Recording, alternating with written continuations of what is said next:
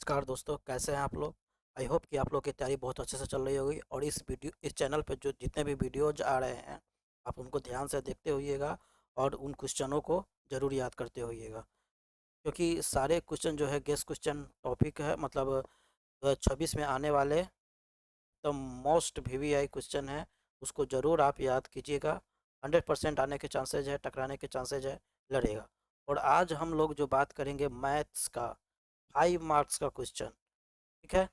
5 marks में आपके सभी मतलब बता देते हैं कि 5 मार्क्स में 4 क्वेश्चन का जवाब देना होता है। 8 क्वेश्चन होता है, 4 क्वेश्चन का जवाब देना होता है। तो उसमें बच्चा चूज नहीं कर पाता है कि पहले कौन सा क्वेश्चन बनाए, किस टॉपिक को क्वेश्चन ले और बना दे, ठीक ना। एक तो ग्राफ रहता है, एक कंस्ट्रक्शन रहता है और एक प्रमेय होता है, ठीक है। ये 3 क्वेश्चन तो 100% होते हैं। और इसमें जो मैंने 3 क्वेश्चन को छोड़कर, जो ग्राफ हो गया, कंस्ट्रक्शन हो गया और प्रमेय हो गया, इन तीनों को छोड़ के बाकी के जो 5 क्वेश्चन हो गए आपके, उन क्वेश्चन के टॉपिक्स को इसमें लाया है, ठीक ना। कवर किया है उसको। मतलब जैसे कि हाइट एंड डिस्टेंस का हो गया, दो चर वाले रैखिक समीकरण का हो गया, ठीक है। और ये क्षेत्रमिति का हो गया। इन सब चैप्टर्स के क्वेश्चन है 5 मार्क्स वाले, ठीक है। 5 मार्क्स में वो आता ही आता है। तो इसके साथ आप क्या कीजिएगा कि आपको प्रमेय में थेल्स का विलोम, पाइथागोरस प्रमेय और पाइथागोरस का विलोम ये देख कर जाना है। 100% है इस साल थेल्स का विलोम और पाइथागोरस प्रमेय, ठीक है। एक शिफ्ट में थेल्स का विलोम आ सकता है तो दूसरे में पाइथागोरस प्रमेय आ सकता है। पाइथागोरस प्रमेय, ठीक है, याद रखें, विलोम नहीं। पाइथागोरस प्रमेय आएगा और थेल्स का विलोम किसी एक शिफ्ट में जरूर आ जाएगा, ठीक है। तो आप थ्योरम में उसको याद कर लीजिएगा और उसका वीडियोज इसमें आ चुका है, मतलब इस वाले चैनल पे आप देख सकते हैं। और ग्राफ तो 100% सभी बच्चों को आता ही बनाने, ठीक है। तो उसको बना के आना है। 10 मार्क्स तो आपका ऐसे ही कंप्लीट हो रहा है। अब बहुत बच्चों को कंस्ट्रक्शन बनाने नहीं आता है तो छोड़ के आते हैं। लेकिन अगर मान लीजिए कि आप कंस्ट्रक्शन नहीं बना रहे हैं तो उनके अलावा तो आप और क्वेश्चन बनाना होगा ना। तो इसमें से आपको वो क्वेश्चन बना लेना है। और हो सकता है कि चारों क्वेश्चन आप इसी में से बना लीजिए, इसी टॉपिक का क्वेश्चन हो और बना लीजिए आप। लेकिन ग्राफ छोड़िएगा नहीं, ग्राफ तो बनाइएगा जरूर, ठीक है। तो इसमें जितने भी इम्पोर्टेंट क्वेश्चंस है 5 मार्क्स के, उसको ध्यान से देखिए। और हम गारंटी लेते हैं कि इसी में से आपको इसी टॉपिक से, इसी बेस्ड पे क्वेश्चन आएगा, इसी बेस्ड पे क्वेश्चन रहेगा, इसी आधारित क्वेश्चन रहेगा, ठीक है। यही आधारित क्वेश्चन रहेगा। और आप लोग ध्यान से इस वीडियोस को देखिएगा। और जो बच्चे बहुत कमज़ोर है, जिनको मैथ आता ही नहीं है, उनके पास तो ये वीडियो भेज दीजिएगा, भाई तू ये देख ले और जा, तुम्हारे एग्ज़ाम में 100% अच्छा मार्क्स आ जाएगा, ठीक है। अपने कमज़ोर स्टूडेंट को, जिनको मैथ से डर लगता है, तो कहिएगा don't fear, Manish sir is here, ठीक है। इस तरह से। तो आप ध्यान से देखिए वीडियोज को। और अपने जो कमज़ोर स्टूडेंट है, जिनको मैथ से डर लगता है कि भाई 5 मार्क्स वाला क्वेश्चन हम तो बना नहीं पाएंगे, हम छोड़ के आएंगे, तो छोड़ना नहीं है। बस आप इतना ही क्वेश्चन, जो टॉप 20+ क्वेश्चन लेके आए हुए हैं आपके लिए, उतना ही क्वेश्चन को आपको ध्यान से बना के जाना है, प्रैक्टिस करके जाना है, ठीक है। तो हम लोग ज़्यादा समय नहीं ले रहे हैं और सबसे पहले हम लोग इस क्वेश्चन की तैयारी कर, पहला नंबर क्वेश्चन देख रहे हैं हम लोग। क्रमशः 6 सेंटीमीटर, 8 सेंटीमीटर और 10 सेंटीमीटर त्रिज्या वाले धातु के 3 ठोस गोलों का पिघलाकर एकल ठोस गोला बनवाएगा। मतलब 3 गो गोला है आपके पास, एक 6 सेंटीमीटर त्रिज्या वाला है, 8 सेंटीमीटर त्रिज्या वाला है, 10 सेंटीमीटर त्रिज्या वाला है। उन तीनों को क्या है, पिघला के क्या किया, एक बड़ा सा गोला बना लिया गया, ठीक है। बड़ा गोला बना गया। तो इस गोले की त्रिज्या ज्ञात करें, ठीक है। तो मतलब बड़ा वाला जो गोला है उसका त्रिज्या ज्ञात करना है। तो इसमें आपको जो जो दिया है पहले वो लिख लीजिएगा, ठीक है। तो इसमें लिख दीजिएगा आप, दिया है 3 ठोस, 3 ठोस गोलों की त्रिज्या, ठीक है। 3 ठोस गोलों की त्रिज्या, गोला की त्रिज्या, 3 ठोस गोलों की त्रिज्या कितना दिया हुआ है, 6 सेंटीमीटर, 8 सेंटीमीटर और 10 सेंटीमीटर, ठीक है। ये आपको दिया हुआ है, 3 त्रिज्या वाले 3 ठोस गोले हैं, ठीक है। तो उसके बाद क्या कीजिएगा, सबसे पहले हम लोग इन तीनों ठोस गोले का आयतन निकाल लेंगे। क्योंकि अगर 3 ठोस गोलों के आयतन निकाल लेंगे और क्योंकि पिघलाएंगे, पिघला कर जो अगर बड़ा सा गोला बनेगा तो सभी सभी गोले के जो आयतन है उसका योगफल के बराबर होगा। ठीक है, ठीक है। तो हम लोग क्या करेंगे, सबसे पहले 6 सेंटीमीटर वाला, 6 सेंटीमीटर त्रिज्या वाले गोले का आयतन, त्रिज्या वाले गोले का आयतन, गोले का आयतन। अब बहुत ही इम्पोर्टेंट है कि क्षेत्रमिति वाले जितने भी आपके फार्मूलाज हैं, फार्मूला है, सारे याद करके जाइएगा आप। ठीक है, तो आप जानते हैं कि गोले का आयतन क्या होता है, 4/3 पाई आर क्यू होता है। ठीक है, 4/3 पाई आर क्यू होता है। तो यहाँ पे त्रिज्या कितना दिया हुआ है, 6 सेंटीमीटर दिया हुआ है, तो याद रख लीजिएगा। और यहाँ पे पाई का मान नहीं बदलिएगा, क्योंकि हम लोग पाई को कॉमन ले लेंगे तो वो कट जाएगा, इसलिए पाई को नहीं बदलिएगा। यहाँ पे ध्यान से देखिए, 4/3 पाई, आर का मान 6 दिया हुआ है, तो 6 का क्यू, क्योंकि 6 सेंटीमीटर त्रिज्या वाला निकाल रहे हैं। ठीक है, और 6 क्यू का क्या होता है, 4/3 पाई, 6×6 216। ठीक है, हो गया। तो ये आपको आ गया इतना सेंटीमीटर क्यूब। ठीक है, इतना आयतन, आयतन को हमेशा सेंटीमीटर क्यूब में लिखते हैं। अब क्या कीजिएगा, 8 सेंटीमीटर त्रिज्या वाले गोले का आयतन, 8 सेंटीमीटर त्रिज्या वाले गोले का आयतन, गोले का आयतन निकाल लीजिएगा। ठीक है, 8 सेंटीमीटर त्रिज्या वाले गोले का आयतन निकाल लीजिएगा। उसके बाद क्या कीजिएगा, इसका भी फार्मूला वही होता है, 4/3 पाई आर क्यू। गोले का आयतन का तो फार्मूला याद भी हो गया आप लोगों को कि गोले का आयतन होता है 4/3 पाई आर क्यू। ठीक है, हमेशा फार्मूला लिख के बनाइएगा ताकि मार्क्स नहीं कटे। 4/3 पाई आर का हो गया 8 सेंटीमीटर है, तो यहाँ पे 8 का क्यू लिख दीजिएगा। ठीक है, अब 4/3 पाई, 8 8 64 8 512, 8 का क्यू होता है 512, तो इतना सेंटीमीटर क्यूब आ गया। देखिए यहाँ पे काटना नहीं है, अगर कटने वाला है भी है तो भी नहीं काटिएगा, क्योंकि हमको सभी को जोड़ना है, और 4/3 पाई सब में आ रहा है तो वो कॉमन हो जाएगा। ठीक है ना, इसलिए हम लोग ना पाई का मान बदल रहे हैं और ना ही किसी को काट भी रहे हैं। ठीक है, ठीक है। अब उसके बाद क्या कीजिएगा, 10 सेंटीमीटर त्रिज्या वाले, त्रिज्या वाले गोले का आयतन, गोले का आयतन निकाल लीजिएगा। तो फार्मूला पता ही है आपको, 4/3 पाई आर क्यू। तो यहाँ पे 4/3 पाई आर क्यू मतलब 10 का क्यू। ठीक है, 10 का क्यू। ठीक है, तो 4/3 पाई और 10 दहाई 100 दहाई 1000 हो गया, इतना सेंटीमीटर क्यू इसका आयतन हो गया। ठीक है, अब आगे देखिएगा, ढंग से देखिएगा। अब क्या करना है, हमको बताना है कि तीनों को पिघलाकर एकल ठोस गोला बनाया जाता है, तो इस गोले की त्रिज्या बताए, यानी जो बड़ा वाला गोला बना है उसका त्रिज्या बताना है। अब क्या करेंगे, सभी तीनों बड़े वाले गोले का जो आयतन होगा, ठीक है, बड़े वाले गोले का जो आयतन होगा, बड़े वाले गोले का जो आयतन होगा, ठीक है, बड़े वाले गोले का, अब यहाँ पे लिख दीजिएगा अब। ठीक है, अब बड़े वाले गोले का आयतन निकालना है हम लोग को। तो हम लोग जानते हैं कि बड़े वाले गोले का जो आयतन होगा वो सभी छोटे गोले का आयतन का योगफल होगा। ठीक है, बड़े वाले गोले का आयतन बराबर हो जाएगा सभी छोटे गोले का, सभी छोटे गोले के आयतन का योगफल, गोले के आयतन का योगफल, आयतन का योगफल। चलिए, तो गोले का आयतन तो जानते ही है कि 4/3, बड़े वाले गोले का आयतन क्या हो जाएगा, 4/3 पाई। और देखिए सब में छोटा वाला आर है, लेकिन बड़ा वाला गोला पहचानने के लिए हम लोग क्या करेंगे, बड़ा वाला आर ले लेंगे, इससे पता चल जाएगा कि बड़ा वाला गोला का त्रिज्या है।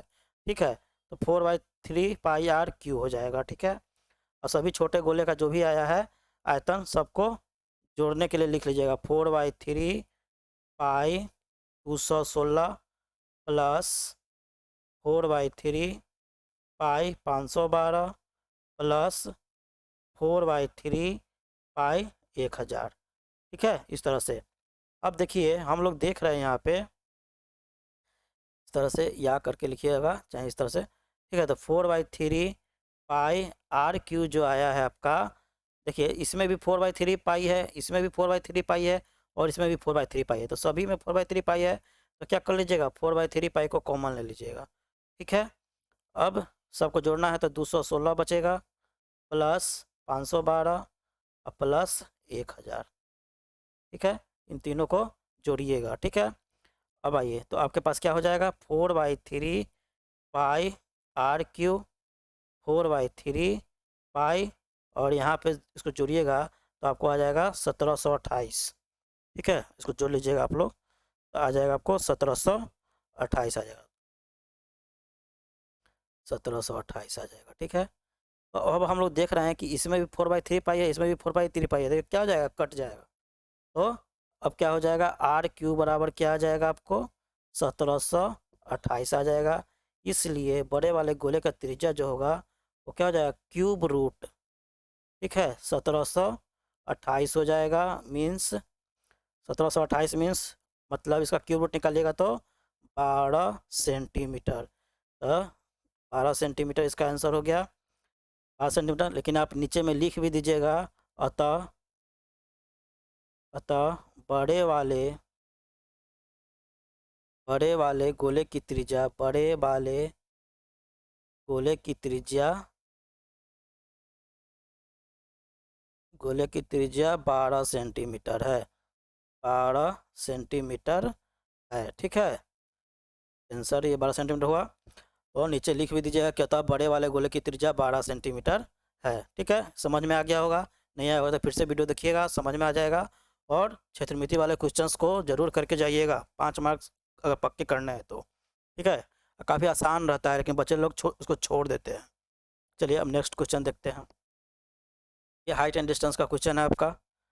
ठीक है, मीनार के आधार और एक सरल रेखा में 4 मीटर और 9 मीटर की दूरी पर स्थित दो बिंदु, ठीक है, 4 मीटर और 9 मीटर की दो बिंदु दूरी पर स्थित है। तो दो बिंदु मीनार के शिखर का उन्नयन कोण पूरक कोण है।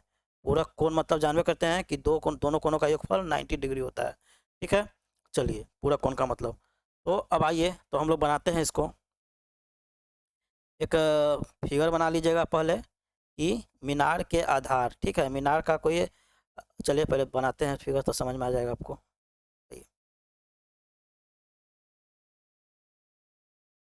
यहाँ पे एक फिगर बनाइएगा इस तरह से। पहले क्या है, 4 मीटर पे है, तो पहले 4 मीटर यहाँ पे, ठीक है, 4 मीटर, इसको ए मान लीजिए, इसको बी मान लीजिए, इसको सी मान लीजिए। ठीक है, इसका ऊंचाई हमको नहीं दिया हुआ है तो इसको एच ऊंचाई मान के चल रहे हैं हम लोग। ठीक है, एच ऊंचाई मान के चल रहे हैं। और यहाँ पे ध्यान देखिएगा, कह रहा है कि 9 मीटर के दूरी पर स्थित दो बिंदुओं, ठीक है, 9 मीटर, इसको थोड़ा सा बढ़ा देंगे यहाँ पे। ठीक है, तो इसको मान लेते हैं कि 9 मीटर पे है,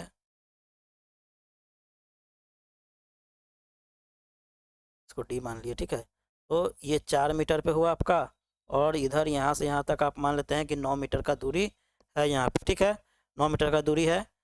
इस कोण का मान अगर थीटा होगा तो इसका मान क्या हो जाएगा, 90 माइनस थीटा हो जाएगा, क्योंकि पूरक कोण बोल रहा है। ठीक है, तो 90 माइनस थीटा हो जाएगा। अब आइए ध्यान से देखिएगा, आपको निकालना क्या है, हाइट निकालना है। सिद्ध करके कि मीनार की ऊंचाई 6 मीटर है, मतलब आपको 6 मीटर आ जाएगा, तो सिद्ध करना है आपको। तो पहले हाइट इसका इसमें सिद्ध करना है, तो इसलिए हम लोग इसे यहाँ पे भी हाइट एच मान के चल रहे हैं। ठीक है, तो अब क्या कीजिएगा, यहाँ पे लिखिएगा समकोण त्रिभुज, ये ए बी सी वाला। ठीक है, ये समकोण त्रिभुज जो ए बी सी है, ये ए सी जो हो गया यहाँ पे, और ए बी सी जो हो गया ये वाला। ठीक है, ये समकोण त्रिभुज ए बी सी। ठीक है, चलिए आइए, तो समकोण त्रिभुज ए बी सी में, त्रिभुज ए बी सी में, ठीक है, तो समकोण त्रिभुज ए बी सी में हम लोग देख रहे हैं कि हाइट दिया हुआ है, कोण कितना दिया हुआ है, 90 माइनस थीटा, और आधार कितना है, 4 मीटर है। तो हम लोग जब भी हमको आधार और लंब दिया रहता है तो हम लोग tan के मान से निकालते हैं, क्योंकि आसान पड़ता है। ठीक है, तो यहाँ पे कोण कितना है, 90 माइनस थीटा है, तो क्या हो जाएगा, tan 90 minus theta, 90 degree minus theta, ठीक है, बराबर क्या हो जाएगा, ये हाइट वाला जो ए बी जो है, ए बी हाइट बटे पी सी आधार, ठीक है, मतलब लंब बटे आधार होता है, ठीक है। तो tan 90 माइनस थीटा का मान जानते हैं क्या होता है, अब फॉर्मूला याद करना पड़ेगा आपको, फिर फॉर्मूला याद नहीं कीजिएगा तो दिक्कत हो जाएगा। tan 90 माइनस थीटा का मान होता है कॉट थीटा, ठीक है, इस बात को याद रखिएगा, ए बी बटा 4, क्योंकि अगर आपको फॉर्मूला याद नहीं है तो मैथ आपसे नहीं बनेगा। तो यहाँ पे बी सी का मान कितना दिया हुआ है, 4 मीटर दिया हुआ है, इसलिए बी सी की जगह पे 4 मीटर रख दिए हैं, ठीक है। इसको समीकरण 1 मान लीजिएगा, ठीक है, इसको समीकरण 1 मान के चलिएगा, और यहाँ पे लिख भी दीजिएगा ये बगल में, यहाँ पे चूँकि tan 90 माइनस थीटा बराबर होता है कॉट थीटा, ठीक है, कॉट थीटा, इसको लिख दीजिएगा तो पता चल जाएगा कि आप कॉट थीटा कहाँ से लाए हैं। अब क्या कीजिएगा, अब जो दूसरा वाला जो त्रिभुज है, समकोण त्रिभुज ए बी डी, जिसका आधार कितना है, 9 मीटर है, तो समकोण त्रिभुज ए बी डी में, ठीक है, तो इसमें tan थीटा दिया हुआ है सीधे डायरेक्ट, tan थीटा बराबर, tan थीटा बराबर क्या दिया हुआ है आपको, ए बी बाई, हाँ ए बी बट्टा 9 मीटर जो दिया हुआ है उसको लिख सकते हैं आप, ए बी बट्टा बी डी, ठीक है, ए बी बट्टा बी डी। तो यहाँ पे tan थीटा बराबर क्या हो जाएगा, tan थीटा बराबर यहाँ पे हो जाएगा आपको ए बी बट्टा 9, ठीक है, तो इसको समीकरण 2 मान लीजिएगा, ठीक है। अब क्या कीजिएगा, देखिए, अगर हम लोग tan theta into cot theta करते हैं, tan theta into cot theta करते हैं, तो क्या ये 1 के बराबर नहीं हो जाएगा, यानी कॉट थीटा जो है tan थीटा के 1 बटा tan थीटा नहीं लिख सकते इसको, कॉट थीटा को, कॉट थीटा का उल्टा tan थीटा होता है, 1 बटा tan थीटा, तो tan थीटा से tan थीटा खत्म हो जाएगा तो कितना हो जाएगा, 1 हो जाएगा, समझ रहे बात को। तो अब हम लोग क्या करेंगे, समीकरण 1 और 2 को गुना कर देंगे, इस बात को याद रखिएगा, समीकरण 1 और 2 को गुना कर देंगे, तो इससे मेरा क्या हो जाएगा, पता चल जाएगा हाइट का मान कि 6 मीटर आ रहा है कि नहीं। चलिए अब ध्यान से देखते हैं हम लोग आ रहा है कि नहीं। चलिए, तो अब हम लोग क्या करेंगे, यहाँ पे ध्यान से देखिएगा, समझा रहे हैं आपको, ध्यान से देखिएगा, यहाँ पे समीकरण 1 और 2 को गुना करने पर, 1 और 2 को गुना करने पर, गुना करने पर, ध्यान से समझिएगा तो जल्दी जल्दी बनेगा आपसे भी एग्जाम में भी, ठीक है। और हाइट एंड डिस्टेंस का क्वेश्चन तो रहना ही है, फिक्स रहना है, इस बात को याद कर लीजिए। VVI क्वेश्चन सब हम जो भी करवा रहे हैं, आपका एक नया क्वेश्चन आपको टकराना है, 100% टकराएगा, देखिएगा आप। चलिए आइए, तो अब क्या होगा, यहाँ पे ध्यान से देखिएगा, तो समीकरण 1 जो दिया हुआ है लिख लीजिए, tan थीटा, मतलब यहाँ पे क्या हो जाएगा, tan cot theta into tan theta हो जाएगा ना, cot theta into tan theta बराबर में ए बी बट्टा 4 गुन्ने ए बी बट्टा 9 हो जाएगा, तो tan theta into cot theta तो 1 हो जाएगा, और यहाँ पे A B into A B मतलब ए बी का स्क्वायर हो जाएगा, और 4 नमा 36 हो जाएगा, तो ए बी स्क्वायर बराबर आपका क्या हो जाएगा, 36 गुने 1 यानी हाँ 36 हो जाएगा, 36 गुने 1 मीन्स ए बी स्क्वायर बराबर आपको 36 आ गया, 36 आ गया, तो इसलिए ए बी बराबर आपका क्या हो जाएगा, √36 हो जाएगा, यानी इसका मान जो आएगा प्लस माइनस 6 आएगा। रूट से जब भी कोई बाहर निकलता है तो एक प्लस में होता है, एक माइनस में होता है, तो प्लस माइनस 6 आएगा, 6 मीटर आएगा। लेकिन आपको बताना, देखिए धनात्मक इसका मान, दूरी का जो मान होता है वो ऋणात्मक नहीं होता है, ठीक है, दूरी का मान जो ऋणात्मक नहीं होता है, इसलिए आप कह सकते हैं, अतः मीनार की ऊंचाई, मीनार की ऊंचाई, ऊंचाई 6 मीटर आ गया, ठीक है, 6 मीटर है, यानी सिद्ध हो गया, ठीक है, ये सिद्ध हो गया आपका। इस बात को याद रखना है, ध्यान से समझना है बात को, देख रहे हैं, ऐसे आप बनाइएगा तो आपको अच्छे मार्क्स मिलेंगे, ठीक है। अब तीसरा नंबर देखिए, 2 वर्ग का क्षेत्रफल का योग 468 मीटर है। वर्ग का क्षेत्रफल क्या होता है, भुजा स्क्वायर, याद रहना चाहिए फॉर्मूला, नहीं याद रहेगा तो फिर देख लीजिएगा, ऊपर हम लिख देते हैं, वर्ग का क्षेत्रफल बराबर होता है भुजा का स्क्वायर, ये बात याद रखिएगा। और वर्ग का परिमाप जो होता है, वर्ग का जो परिमाप होता है वो होता है 4 गुने भुजा। इस बात को याद रखिएगा, ये दोनों का आपको जरूरत पड़ने वाला है। अब यहाँ पे ध्यान दीजिएगा, दो वर्गों के क्षेत्रफलों का योग कितना दिया हुआ है, 468 मीटर दिया हुआ है, ठीक है। योग क्षेत्रफल का योग 468 मीटर दिया हुआ है और उनकी परिमिति का अंतर दिया हुआ है 24 मीटर। तो दोनों वर्गों की भुजाएं ज्ञात करें। तो सबसे पहले दोनों भुजा को आपको मानना पड़ेगा, ठीक है। तो आप क्या मानिएगा कि दो भुजा दिया हुआ है, लिख लीजिएगा माना, यहाँ पे लिख लीजिएगा माना दो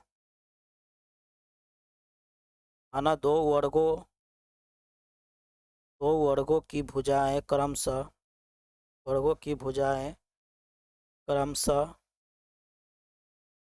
क्रमशः x और y है, x और y है, ये आपका दो भुजा है। तो प्रश्न से आप जान रहे हैं कि दोनों वर्गों का क्षेत्रफल, यानी प्रश्न से आप बोल सकते हैं कि दोनों वर्गों का क्षेत्रफल, प्रश्न से क्या दिया हुआ है, वर्गों का दोनों वर्गों के क्षेत्रफल का योगफल जो दिया हुआ है आपको, कितना दिया हुआ है, 468 मीटर दिया हुआ है, ठीक है। ध्यान से देखिएगा क्वेश्चन सबको, ठीक है। तो आप यहाँ पे कह सकते हैं X square plus Y square, मतलब भुजा का स्क्वायर होता है वर्ग का क्षेत्रफल, तो एक्स का स्क्वायर प्लस वाई का स्क्वायर 468, ठीक है। चलिए अब यहाँ पे ध्यान दीजिएगा, ये बहुत ही इम्पोर्टेंट क्वेश्चन है।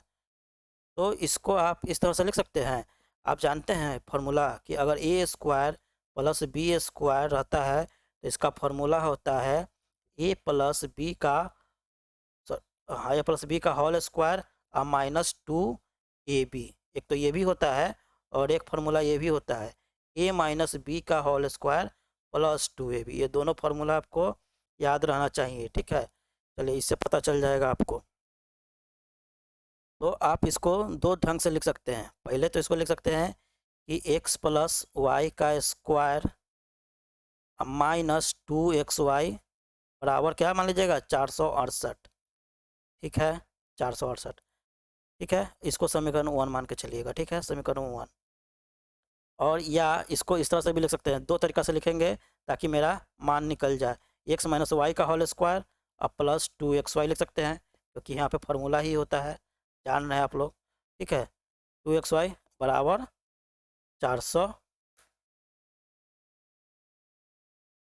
468, इसको मान लेंगे समीकरण 2, ठीक है, समीकरण 2 मान के चलेंगे इसको।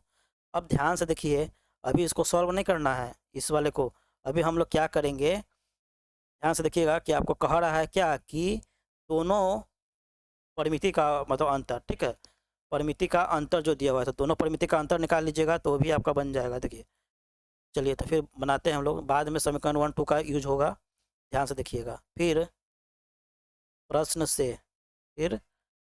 से क्या हो जाएगा, देखिएगा, दोनों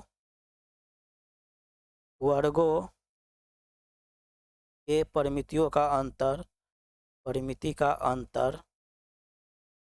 अंतर क्या है, 24 मीटर है, ठीक है, 24 मीटर है। यहाँ पे देख लीजिएगा, यहाँ पे 468 मीटर स्क्वायर लिख दीजिएगा, यहाँ पे 24 मीटर है, ठीक है, परिमिति का अंतर 24 मीटर है। चलिए तो अब यहाँ पे देखिए, तो आप कह सकते हैं कि 4 गुने भुजा होता है तो 4x, 4 गुने भुजा माइनस 4y दूसरे के वर्ग का, दोनों का अंतर कितना है, 24 है। तो यहाँ पे आप x माइनस वाई लिख सकते हैं, x माइनस वाई, 4 कॉमन लेके x माइनस वाई नहीं लिख सकते हैं, क्योंकि दोनों में 4 है, तो 4 कॉमन ले लिए तो बच गया क्या, x माइनस वाई बराबर 24 हो गया।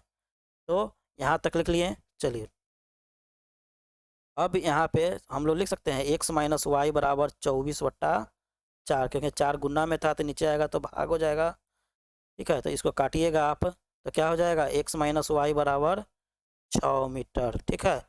ये 6 आएगा, तो इसको समीकरण 3 मानिएगा, ठीक है। समीकरण 3 मान के चलिए समीकरण 2 में x माइनस वाई का मान रखने पर, अगर समीकरण 2 में x माइनस वाई का मान रखेंगे तो चलिए देखते हैं क्या आता है। समीकरण, अब क्या करिएगा, समीकरण 2 में x माइनस वाई बराबर 6 रखने पर, ध्यान से देखिएगा क्वेश्चन को।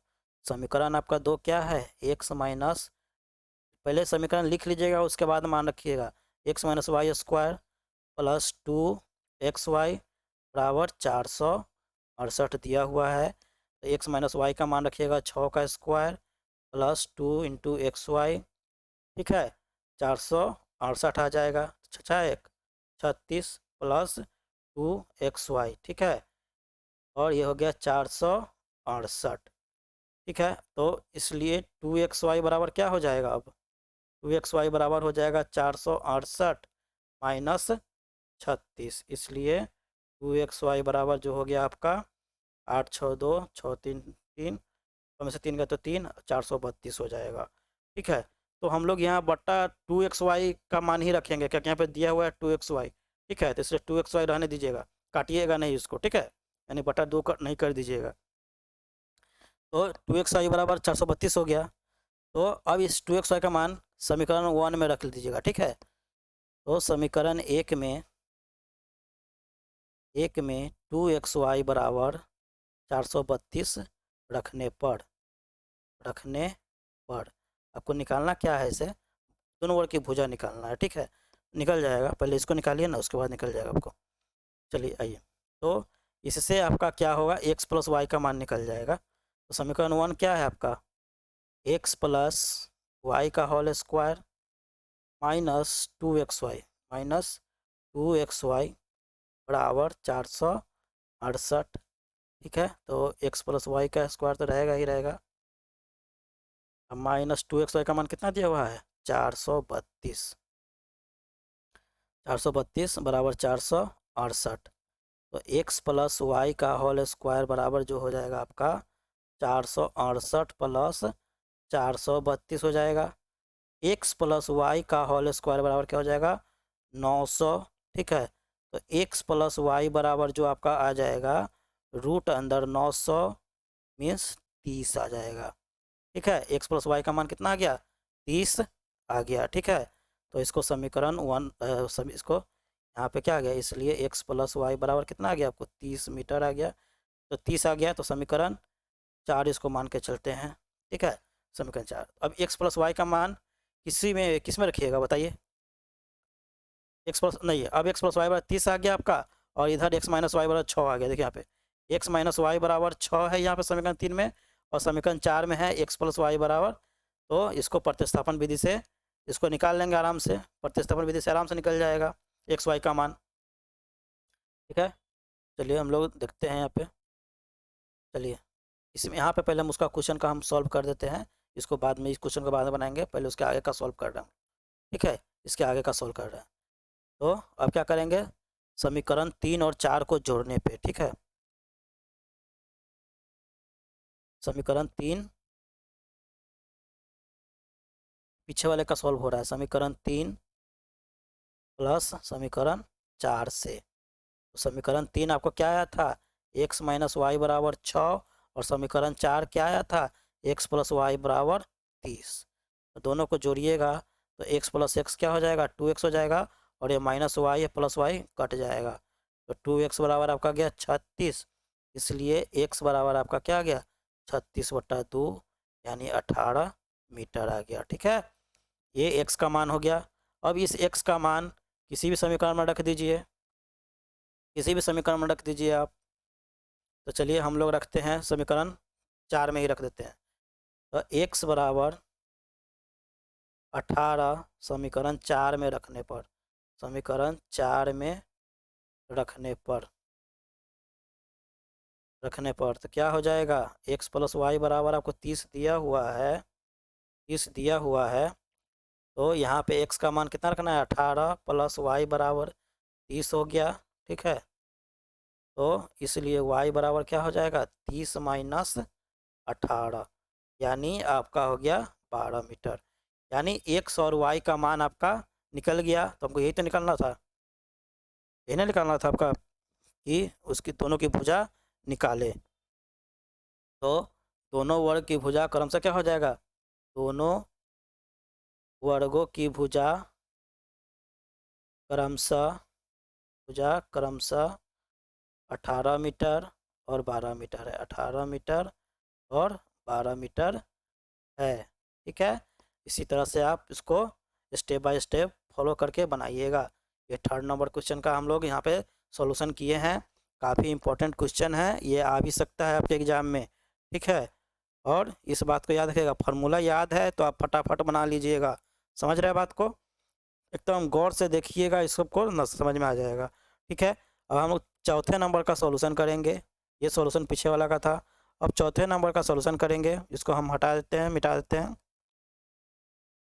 ठीक है, चलिए अब चौथे नंबर क्वेश्चन का हम लोग देखते हैं कि एक आयताकार मैदान का क्षेत्रफल कितना दिया हुआ है, 260 वर्ग मीटर दिया हुआ है। उसकी लंबाई 5 मीटर कम और चौड़ाई 2 मीटर अधिक होने पर वह वर्गाकार हो जाता है। देख रहे हैं कितना घुमा कर क्वेश्चन पूछ रहा है। तो आयताकार मैदान की लंबाई और चौड़ाई निकालें।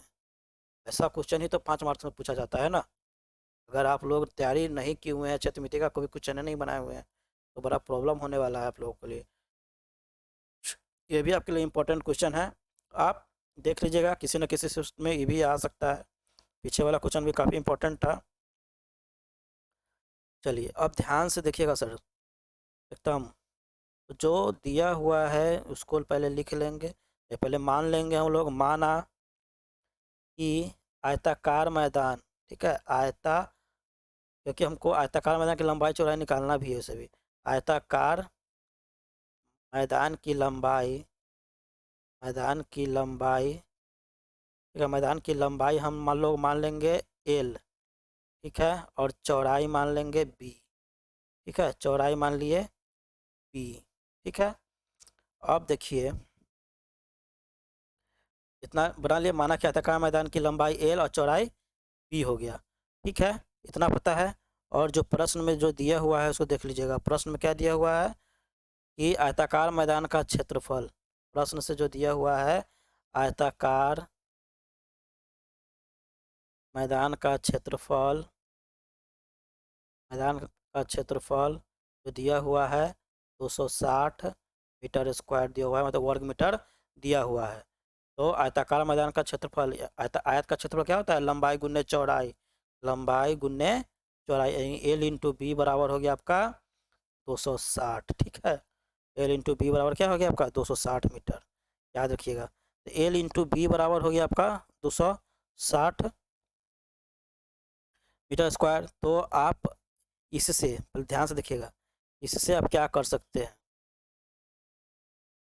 हाँ, फिर उसके बाद क्या बोला है कि अगर उसकी लंबाई 5 मीटर कम और चौड़ाई 2 मीटर अधिक होने पर वह वर्गाकार हो जाता है। यानी लंबाई अगर कम कर दें और चौड़ाई 2 मीटर बढ़ा दें तो क्या हो जाएगा, आयताकार हो जाएगा। ठीक है, तो इस बात को ध्यान से समझने की कोशिश कीजिए। जैसे आप यहाँ पे इस तरह से भी इसको लिख सकते हैं कि L बराबर 260/B। ठीक है, चलिए ऐसे भी लिख सकते हैं लंबाई। ठीक है, तो अब देखिए अब क्या कह रहा है प्रश्न में, ध्यान से देखिएगा कि अगर उसकी लंबाई को 5 मीटर कम कर दिया जाए, लंबाई को 5 मीटर कम कर दिया जाए और चौड़ाई को 2 मीटर बढ़ा दिया जाए तो वो क्या हो जाएगा, आयताकार हो जाएगा। यानी दोनों भुजा बराबर हो जाएगा ना, सॉरी वर्गाकार हो जाएगा, वर्गाकार। तो दोनों तो भुजा बराबर हो जाएगा। अगर लंबाई कम किए और चौड़ाई ज़्यादा कर दिए तो क्या हो जाएगा, वर्गाकार हो गया। कहने का मतलब कि दोनों भुजा बराबर हो गया। ठीक है, लंबाई चौड़ाई दोनों बराबर हो गया, इसलिए हम लोग क्या किए हैं, लंबाई को कम किए हैं और चौड़ाई को बढ़ाए हैं, तो दोनों क्या हो गया, बराबर हो गया। इस बात को याद रखिएगा। अब आते हैं इसमें, तो आप इस तरह से कर सकते हैं, लंबाई के जगह पे L के जगह पे आप 260/B -5 लिख सकते हैं और इधर आप B+2 ही रहने दीजिएगा। ऐसा इसलिए किए थे हम लोग ताकि अब B के फॉर्म में आ गया दोनों, तो दोनों बी के फॉर्म में आ गया, तो आप इक्वेशन को आराम से सॉल्व कर सकते हैं, समीकरण को आसानी से बना सकते हैं। तो इसका एलसीएम लीजिएगा आप, तो आपको क्या आ जाएगा, यहाँ पे बी आ जाएगा, हाँ 1 मान के चलते हैं तो बी हो जाएगा। यहाँ हो गया 260, 260 माइनस 5 बी हो गया, ठीक है, बराबर बी प्लस 2 हो गया। अब देखिए, अब इसके आगे क्या कीजिएगा आप, ध्यान से देखिएगा तो समझ में आएगा। इसके आगे आपको क्या करना है कि अगर बी प्लस, यहाँ पे देखिए बी को यहाँ पे गुना करेंगे, बटा में जो बी है तो इधर बराबर किधर है तो गुना हो जाएगा, मीन्स 260 माइनस 5 बी बराबर क्या हो जाएगा, बी से गुना हो जाएगा इसमें बी प्लस 2 में, ठीक है, हो जाएगा गुना, तो 260 माइनस 5 बी बराबर बी स्क्वायर प्लस 2 बी हो गया। कोई दिक्कत नहीं है। अब इसको इक्वेशन के समीकरण के तौर पर बना लीजिए, यानी बी स्क्वायर प्लस 2 बी तो रहेगा ही रहेगा, ये माइनस 5 बी इधर आएगा तो प्लस 5 बी हो जाएगा, और ये 260 इधर आएगा तो माइनस 260 हो जाएगा, बराबर 0 हो जाएगा, ताकि सबको हम एक के साइड ले गए हैं तो इधर 0 ही ना बचेगा।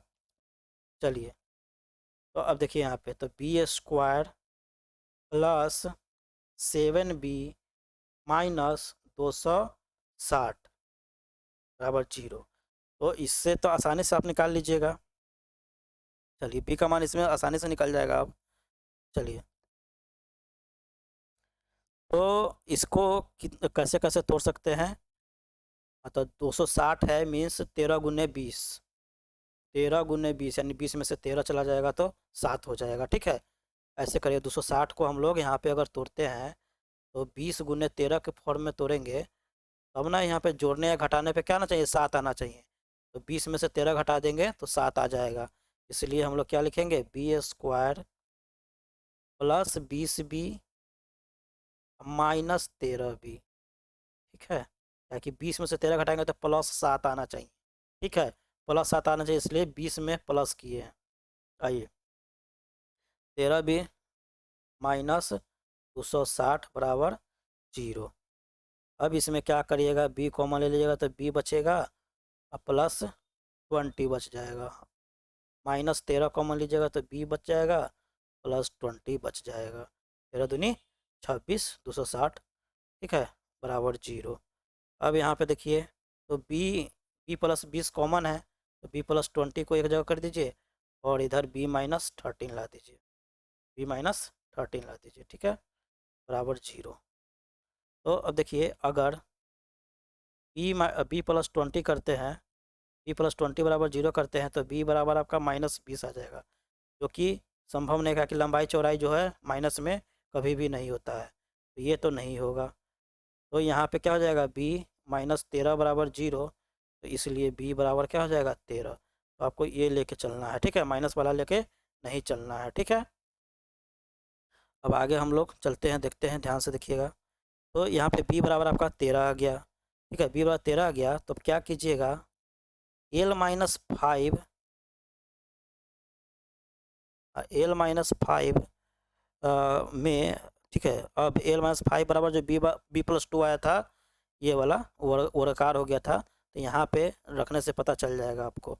चलिए, ध्यान से देखिएगा, अब हम लोग वर्गाकार जो मैदान हो गया था, L-5 बराबर क्या था, बी प्लस 2 था, तो यहाँ पे बी का मान 13 रखने पर, ठीक है, लिख दीजिएगा बी का मान 13 रखने पर, ठीक है, बी का मान 13 रखने पर क्या हो जाएगा,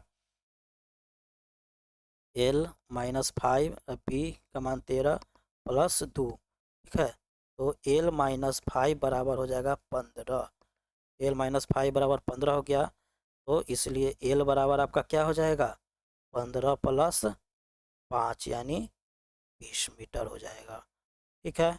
एक आपका 13 मीटर आया, एक 20 मीटर आ गया, तो हमको यही लाना भी था, ठीक है, यानी दोनों आयताकार मैदान की लंबाई, सॉरी, आयताकार मैदान की लंबाई और चौड़ाई लाना था।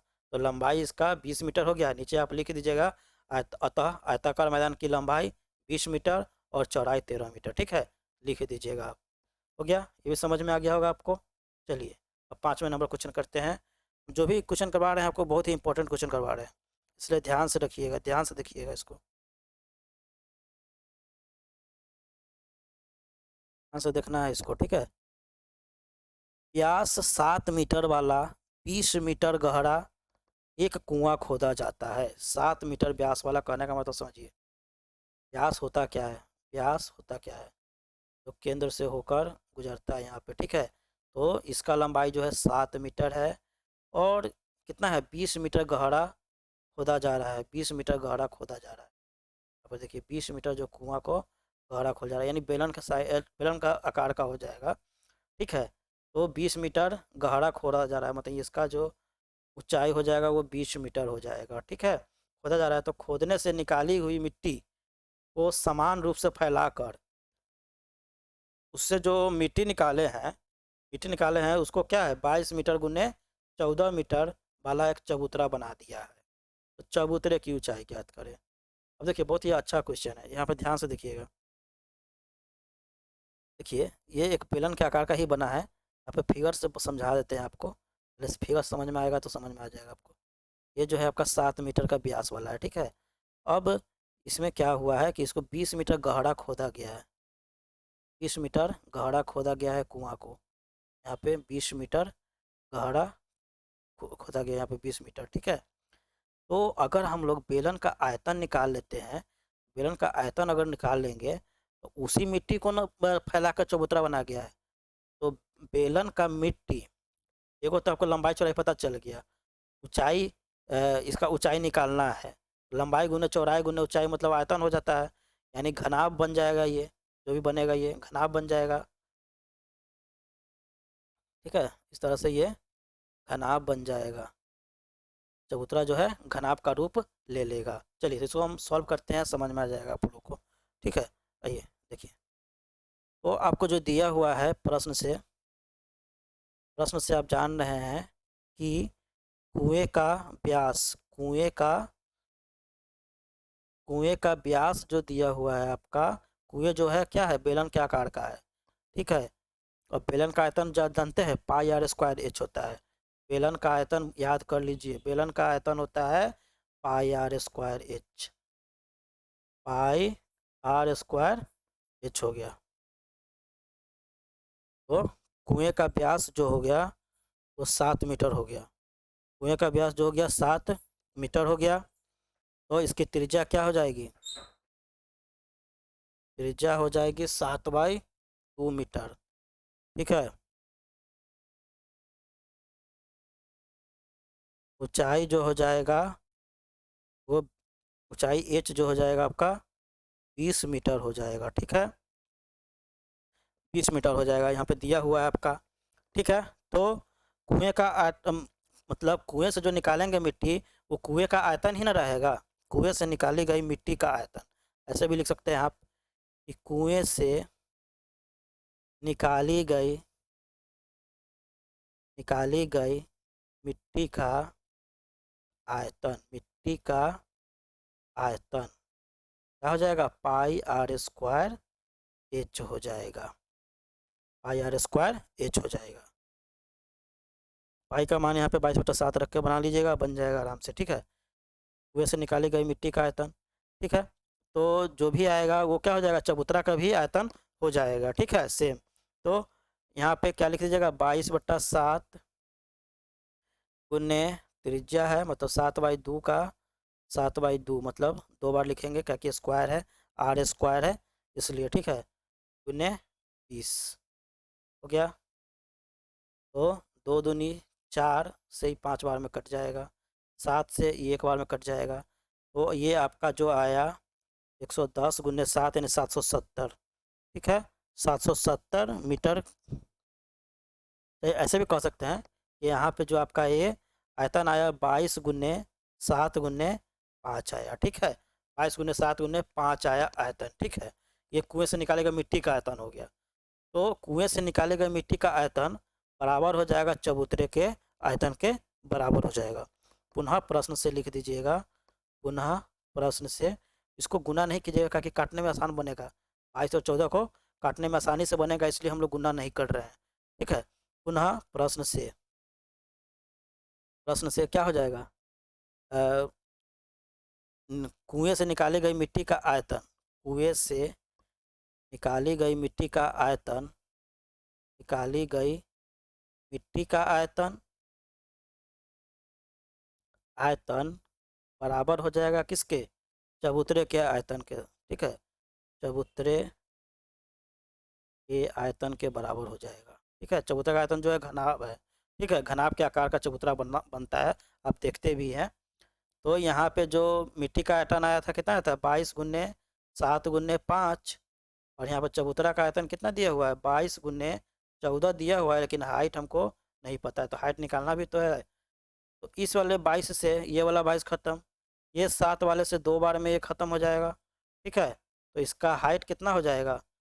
5 बराबर जो आएगा 2 × H आएगा, तो इसलिए H बराबर जो हो जाएगा 5/2 हो जाएगा, यानी 2.5 मीटर इसका आंसर हो जाएगा। ठीक है, तो आप लिख सकते हैं कि चबूतरे की ऊंचाई बराबर H। ठीक है, चबूतरे का 5/2 मीटर।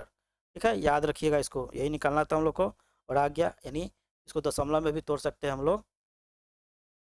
ठीक है, 2.5 मीटर लिख सकते हैं, H बराबर 2.5 मीटर लिख सकते हैं, ऐसे भी इसको लिख सकते हैं। नीचे लिख भी दी जाएगी, अतः चबूतरे का ऊंचाई 2.5 मीटर है। ठीक है, चलिए अब नेक्स्ट क्वेश्चन देखते हैं क्या दिया हुआ है। समझ में आएगा ना बात को, कि अगर हम लोग किसी को कोई कुआं खोद रहे हैं, तो उसका जो मिट्टी निकलेगा तो कुएं का आयतन ही ना रहेगा। कुआं का आयतन जो बेलनाकार है, बेलन के आकार का है, तो बेलन का आयतन हम लोग जानते हैं πr² होता है। घनाभ का आयतन जाता है लंबाई गुने चौड़ाई गुने ऊंचाई होता है। तो ये दोनों अगर हमको याद रहेगा तभी ना हम लोग बना पाएंगे। ठीक है, इसलिए इसको ध्यान से पढ़ लीजिएगा। ठीक है, चलिए अब 6 नंबर क्वेश्चन देखते हैं हम लोग। 6 नंबर क्वेश्चन में कह रहा है, एक मीनार की पाद बिंदु से एक भवन के शिखर का उन्नयन कोण 30 डिग्री है। ठीक है, 30 डिग्री है। एकदम ध्यान से देखिएगा, बात को समझने की कोशिश कीजिएगा। और भवन के पाद बिंदु से मीनार के शिखर का उन्नयन कोण 60 डिग्री है। 60 डिग्री है। यदि मीनार 50 मीटर ऊंची है, अब देखिए, इधर एक भवन ले लिए, ठीक है, और इधर एक मीनार ले लिए। ठीक है, चलिए, तो मीनार आपका 50 मीटर का है, ये पता है आपको। पाद बिंदु से एक भवन को देखा जा रहा है, तो 30 डिग्री का उन्नयन कोण है। ठीक है, उन्नयन कोण जो इसका है ये 30 डिग्री का है। ठीक है, याद रखिएगा, ये जो है आपका उन्नयन कोण 30 डिग्री का है, और इधर से जो देख रहा है वो 60 डिग्री का है। ठीक है, 60 डिग्री का है, इस बात को याद रखना है आप लोग को। इधर से जो उन्नयन कोण है वो 60 डिग्री का है, और इधर से जो है 30 डिग्री का है। ठीक है, इस तरह से। और इसका भवन का जो मीनार का जो ऊंचाई है तो 50 मीटर है, तो इसका ऊंचाई निकालना है, भवन का ऊंचाई निकालना है। इसको कुछ मान लीजिए ABCD, चाहे इसी को C मानिए, इसको D मान लीजिए। चलिए, ABCD इस तरह से आगे बनाने में बनेगा, आसान होगा। चलिए आइए, तो अब देखिए, माना कि AB जो है मकान तथा CD जो है मीनार है, तथा CD मीनार है। ठीक है, मीनार है, अब इसमें देख रहे हैं हम लोग कि कोण CBD जो है वो 60 डिग्री का है, तथा कोण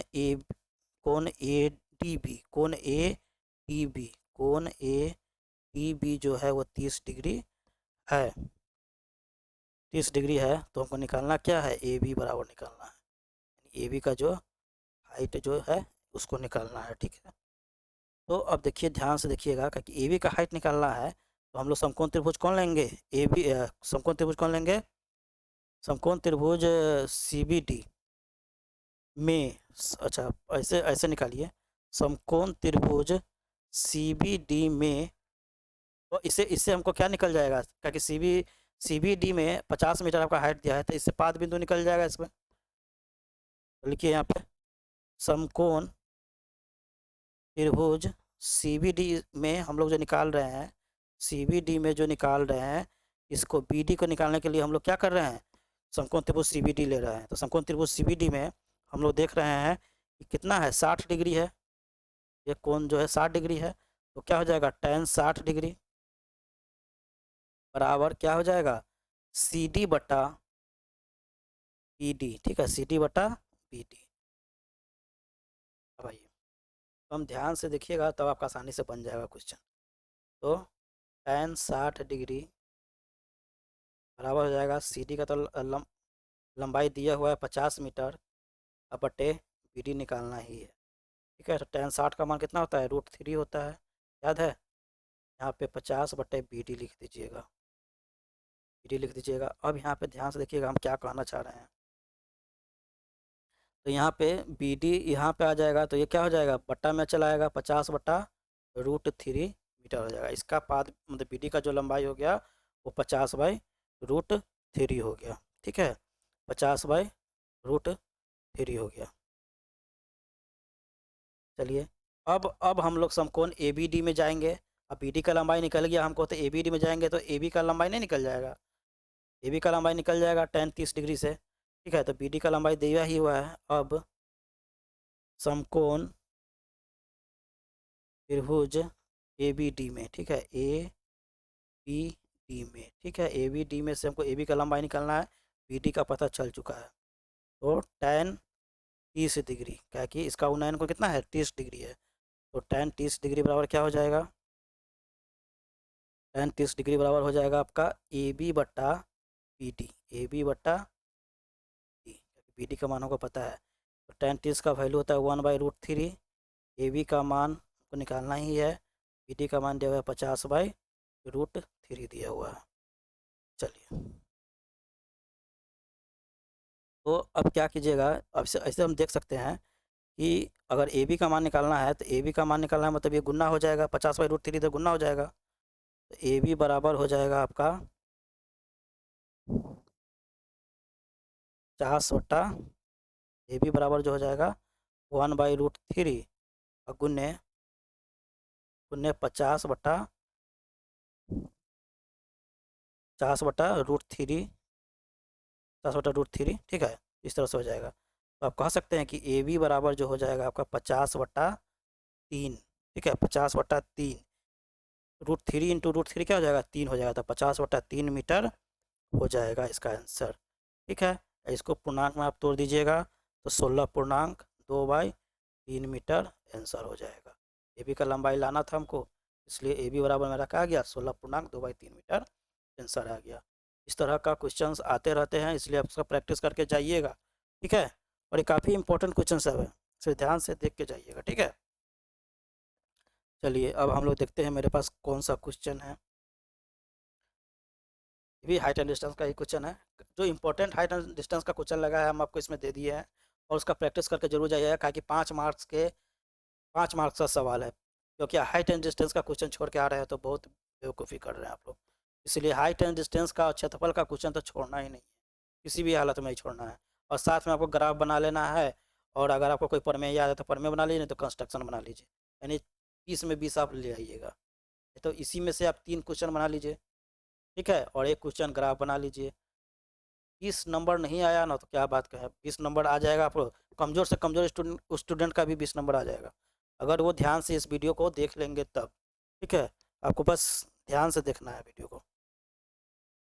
आइए अब क्वेश्चन देखिए पहले क्या बोल रहा है, उसके बाद हम लोग आगे चलते हैं। पहले क्वेश्चन समझना जरूरी है। नदी के किनारे, अब देखिए ध्यान से देखिएगा, नदी के किनारे एक आदमी खड़ा है, दूसरे किनारे पर ठीक उसके सामने एक वृक्ष है। ठीक है, नदी के किसी किनारे पर एक आदमी खड़ा है, और ठीक सामने नदी के ठीक सामने क्या है, दूसरे किनारे पर एक वृक्ष है। ठीक है, तो नदी के किनारे मतलब यहाँ पे मान लेते हैं कि एक आदमी है, इस वाले बिंदु पे एक आदमी है, तो नदी के किनारे पे है, मतलब यहाँ पे A, B और C हो गया। ये AB क्या हो गया, वृक्ष हो गया, इसको AB को हम लोग वृक्ष मान के चल रहे हैं। और ये आदमी जो है नदी के इस पार खड़ा है, यानी C जो है ये आदमी है, ठीक है, ये आदमी है। तो उस समय उसका स्थान जो स्थान से 60 डिग्री का कोण बनता है। इस समय क्या है, अभी 60 डिग्री का कोण बन रहा है, यहाँ से अभी 60 डिग्री का कोण बन रहा है, समझे, यहाँ 60 डिग्री कोण बन रहा है। अब कह रहा है आगे कि जब वो आदमी पीछे की ओर 16 मीटर हट जाता है, पीछे की ओर यहाँ से 16 मीटर हटता है, ठीक है, यहाँ से 16 मीटर जब हट जाता है तो इसका उन्नयन कोण जो होता है, उन्नयन कोण जो होता है इसका, वो 45 डिग्री हो जाता है, ठीक है, ये बात को याद रखना है, ये 45 डिग्री हो जाता है। यही आपका क्वेश्चन में दिया हुआ है कि यदि नदी के किनारे एक आदमी खड़ा है, दूसरे किनारे पर ठीक उसके सामने एक वृक्ष है जिसका शिखर इस स्थान से 60 डिग्री है, और जब वो आदमी पीछे की ओर 16 मीटर हट जाता है तो क्या हो जाता है, यहाँ पे 16 मीटर हटता है, तब जाके वहाँ 45 डिग्री का कोण बन जाता है। तो यहाँ पे भी हमको क्या निकालना है, ब्रिज की ऊंचाई निकालना है, यानी ए बी का लंबाई निकालना है। तो इसको तो बी सी को हम लोग एक्स मान के चलेंगे और इसका हाइट मान लेंगे, ठीक है। तो यहाँ पे लिख लीजिएगा माना, माना ए बी एक ब्रिज है, ए बी एक ब्रिज है, ब्रिज है, इसका ऊंचाई ज्ञात करना है, ठीक है, जिसका ऊंचाई हमको ज्ञात करना है। सी और डी बिंदु का उन्नयन कोण 60 डिग्री, ए बी का, ए बी एक ब्रिज है जिसकी ऊंचाई ज्ञात करनी है, जिसकी ऊंचाई ज्ञात करनी है, जिसकी ऊंचाई ज्ञात करनी है, ऊंचाई ज्ञात है, करनी है। यहाँ पे हम लोग बी सी को एक्स मान लीजिए, इसी तरह फिगर में भी यहाँ पे या तो एक्स मान लीजिए, नहीं तो बी सी ही लेके लिख के चलिएगा, ठीक है, बी सी लिख कर ही चलिएगा, एक्स मानने की जरूरत नहीं है, यहाँ पर समझाने के लिए आपको एक्स लिख दिए हैं, ठीक है। तो यहाँ पे देखिएगा आप, आपको कौन सा कोण दिखाई दे रहा है, समकोण त्रिभुज ए बी सी दिखाई दे रहा है आपको, ठीक है, ए बी सी यहाँ पे दिख रहा है। तो इससे एच बट्टा एक्स निकल सकता है, एच बट्टा एक्स निकल सकता है, और पूरे वाले से आपका एच बट्टा एक्स प्लस 16 मीटर निकल सकता है। तो इससे पता चल जाएगा हम लोग को, चलिए पता चल जाएगा, आइए, या तो एक्स मान के चलिए, हाँ हम लोग एक्स मान लेते हैं, ऊंचाई ज्ञात करनी है, और यहाँ पे दिया हुआ है बी सी, मतलब ए बी बराबर एच मान के चल रहे हैं हम लोग, तो ए बी बराबर तो निकालना ही है हम लोग को, एच निकालना है, ए बी का लंबाई एच है, तो बी सी का लंबाई यहाँ पे क्या दिया हुआ है, बी सी का जो एक्स मीटर दिया हुआ है, ठीक है, एक्स मीटर दिया हुआ है, और बी डी जो है, बी डी जो दिया हुआ है एक्स प्लस 16 मीटर दिया हुआ है, ठीक है, इस तरह से आपको निकालना है, ठीक है। अब अब समकोण त्रिभुज, अब त्रिभुज ए बी सी में, ए बी सी, समकोण त्रिभुज ए बी सी में हम लोग देख रहे हैं, समकोण त्रिभुज ए बी सी में देख रहे हैं, तो tan 60 डिग्री हो जाएगा, tan 60 डिग्री। तो यहाँ पे tan 60 डिग्री हम लोग निकाल रहे हैं, तो ए बी बट्टा क्या हो जाएगा, बी सी हो जाएगा, ए बी बट्टा बी सी हो जाएगा। tan 60 का मान होता है √3, और ए बी का मान हम लोग यहाँ पे एच माने हैं, और बी सी का मान एक्स माने हैं, ठीक है। तो यहाँ पे क्या हो जाएगा, एच बराबर मेरा क्या आ जाएगा, x√3 मीटर आ जाएगा, इस वाले समीकरण से एक्स बराबर x√3 मीटर आ जाएगा, इसको समीकरण 1 ले लीजिए, ठीक है, समीकरण 1 लेके चलिए। अब आइए, अब आगे हम लोग चलते हैं, अब हम लोग लेंगे पुनः पुनः समकोण त्रिभुज, समकोण त्रिभुज ए बी डी में, तो ए बी डी में आपका क्या निकल जाएगा, tan 45 डिग्री, ठीक है, ताकि दोनों में हाइट को बराबर कर देंगे तो हम लोग क्या आ जाएगा, एच निकल जाएगा। tan 45 डिग्री बराबर मतलब ए बी बट्टा, देख रहे हैं कि दोनों में मेरा ए बी आ रहा है, ए बी बट्टा B T, B T, B T X plus 16 metre है, तो tan 45 का मान 1 होता है, याद है ना, डिग्री वाला tan, tan थीटा साइन 60 ये सब का मान याद रख लीजिएगा, ताकि बाद में आपको काम आएगा, ठीक है।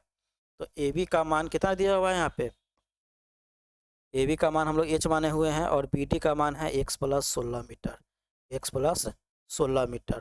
तो यहाँ पे एच बराबर क्या हो जाएगा, एच बराबर यहाँ पे हो जाएगा एक्स प्लस 16 मीटर हो जाएगा, इसको समीकरण 2 मान लीजिए, ठीक है। अब समीकरण 1 और 2 को बराबर करने पर, समीकरण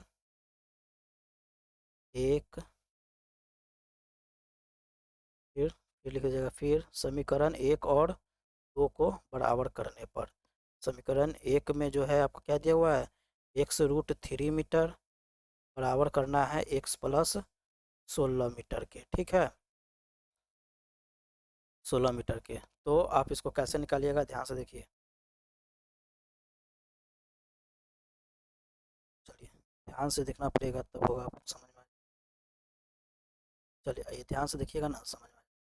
तो यहाँ पे देखिए, तो x प्लस √3 है, √3 है, अब माइनस x हो जाएगा, बराबर क्या हो जाएगा, 16 का हो जाएगा, ठीक है, क्योंकि x यहाँ पे माइनस कर दिए हैं, ठीक है, माइनस कर दिए हैं। अब यहाँ पे x कॉमन ले लीजिएगा, तो आपको √3 अब -1 आ जाएगा, बिल्कुल आ जाएगा, √3 - 1 आ जाएगा। तो यहाँ पे क्या बच जाएगा, 16 बच जाएगा। तो यहाँ पे इसलिए यहाँ पे अब x बराबर क्या हो जाएगा, 16/√3 - 1 हो जाएगा, ठीक है, √3 - 1, सॉरी √3 - 1 हो जाएगा, पूरा का वो नहीं होगा, पूरा का रूट नहीं होगा, सीधे √3 - 1 हो जाएगा, √3 - 1 हो जाएगा। चलिए, अब इसका प्रमेयकरण करके हम लोग इसका मान निकाल सकते हैं। अतः जो ए बी बराबर जो है एच जो माने हुए हैं, एक्स बराबर मेरा निकल गया यहाँ पे, तो एक्स बराबर निकला है, मतलब यही ना निकल रहा है, ए बी का मान ही ना निकल रहा है, ये एच का मान ही ना निकल रहा है, और एक्स का मान यहाँ पे कितना आया, 16√3 - 1 आया। तो अब क्या करिएगा, आपको जो दिया हुआ है यहाँ पे ए बी बराबर, इसमें रख लीजिए मान को, इसमें किसी समीकरण एक में रख लीजिए मान, इसी में भी रख सकते हैं आप, इसमें रखिए चाहे इसमें रखिए, बात देखिए आएगा। चलिए इसी में रख लेते हैं हम लोग, इस वाले में तो ज़्यादा फायदा करेगा। तो एक्स का मान समीकरण 2 में रखने पर, समीकरण 2 में रखने पर, 2 में रखने पर आपका क्या पास आ जा रहा है, एच बराबर, एक्स के जगह पे क्या लिख दीजिएगा, 16/√3 - 1 प्लस 16, ठीक है, इस तरह से। तो इस तरह से कीजिएगा तो एच बराबर आपका क्या आ जाएंगे, यहाँ पे एलसीएम हो जाएगा √3 - 1, यहाँ 16 रह जाएगा, प्लस 16√3 -1, इस तरह से, ठीक है, इस तरह से हो जाएगा। अब इसको भी आप तोड़ सकते हैं, इसको कैसे तोड़िएगा आप लोग, परिमेयकरण करके तोड़ना होगा, ठीक है। चलिए आइए ध्यान से देखिएगा, अब इसको परिमेयकरण करके तोड़ना होगा। तो हम लोग नेक्स्ट पेज में कर रहे हैं, पहले पीछे वाला का कर रहे हैं, देखिए जो भी है उसको हम लोग तोड़ रहे हैं।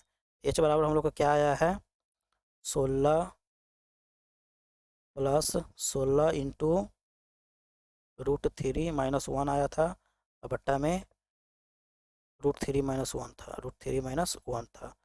तो एच बराबर अब क्या हो जाएगा, तो इसमें ध्यान से देखिएगा, 16 प्लस 16√3 -16, ठीक है, अब बट्टा में क्या हो जाएगा, √3 - 1 हो जाएगा, ठीक है। अब देखिए, तो यहाँ पे 16 प्लस में है और यहाँ माइनस में है, तो ये दोनों कट जाएगा, खत्म हो जाएगा, तो यहाँ बच जाएगा क्या, एच बराबर 16√3 और बट्टे √3 - 1, यही आपका हाइट भी आ गया। लेकिन इसको और परिमेयकरण करके हम लोग छोटा कर सकते हैं, मतलब इसका परिमेयकरण कर सकते हैं। तो परिमेयकरण कीजिएगा तो 16√3, मतलब इतना तो ऐवे किया है, साथ में इसका परिमेयकरण कर रहे हैं हम लोग, नीचे लिख भी सकते हैं परिमेयकरण करने पे, तो √3 - 1 गुने, ये माइनस में है तो यहाँ प्लस कर लेना पड़ेगा, 3+1, ठीक है, और बट्टे √3 + 1। अब ध्यान से देखिएगा, ये 16√3 है, यानी इंटू क्या हो जाएगा, √3 + 1 हो जाएगा, इस तरह से। अब बट्टा में यहाँ पे √3 - 1 और इंटू √3 + 1 हो जाएगा, ठीक है। परिमेयकरण करने में थोड़ा ध्यान से देखिए एकदम। तो 16√3 में √3 से गुना कीजिएगा, ठीक है, ये सब इस तरह से लिखिएगा, इसको छोड़िएगा नहीं। एच बराबर 16√3 इंटू √3 कीजिएगा तो क्या आ जाएगा, 16 हो जाएगा, √3 इंटू √3 16 प्लस 16√3 हो जाएगा, 1 से गुना कीजिएगा तो। चलिए, अब बट्टा में ये a - b into A plus B है, तो √3 का स्क्वायर -1 का स्क्वायर हो जाएगा, ए स्क्वायर - बी स्क्वायर हो जाएगा। तो एच बराबर यहाँ पे क्या हो जाएगा, 48 प्लस 16√3, यहाँ पे 3 -1 हो गया। ठीक है, तो यहाँ पे हो जाएगा आपका h बराबर 48 प्लस 16√3 अब बट्टा में 2 हो गया। ठीक है, और कुछ होगा इसमें? और भी हो सकता है, अगर 16 कॉमन ले लिया जाए तो। 16 कॉमन ले लिएगा तो हो जाएगा, ये 48 में 16 है ना, 16 तो 48 होता है, तो 16 तो 48, यहाँ पे 3 बच जाएगा, यहाँ पे सीधे √3 बच जाएगा, तो तभी भी हो सकता है। चलिए ये देख लेते हैं, और छोटा किया हुआ है कितना ही आंसर है। वैसे आप इतना पर ही आंसर दे दीजिएगा तो ठीक रहेगा।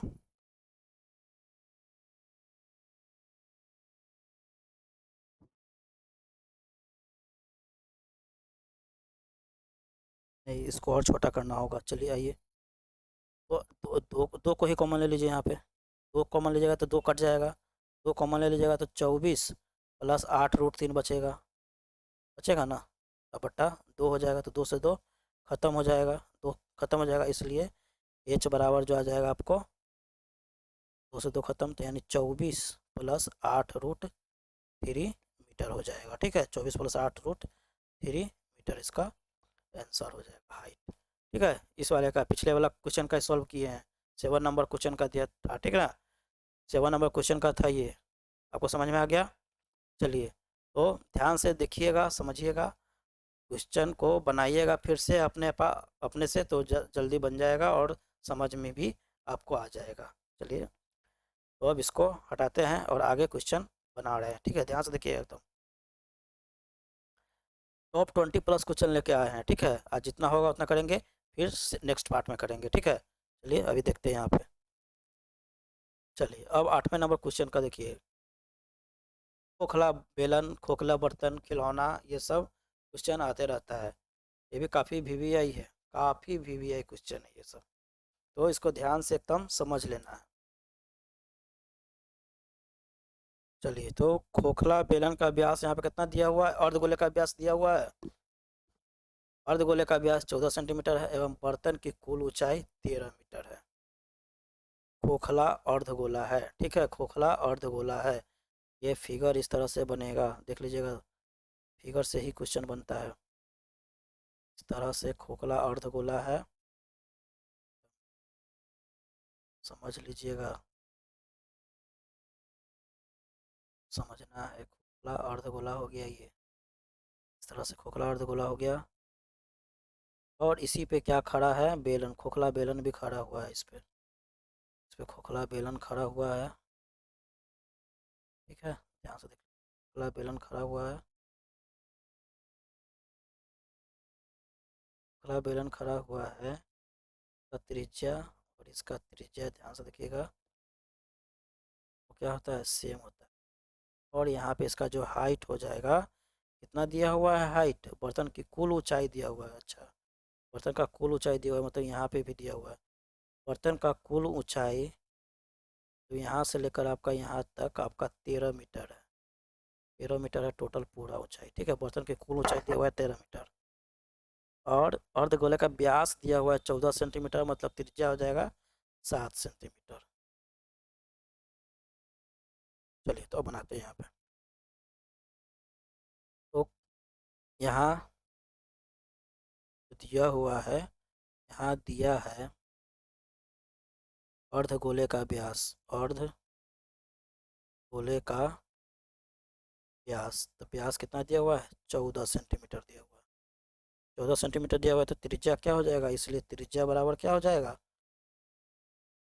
व्यास का आधा त्रिज्या होता है, मतलब 14/2 यानी 7 सेंटीमीटर हो जाएगा। कोई दिक्कत,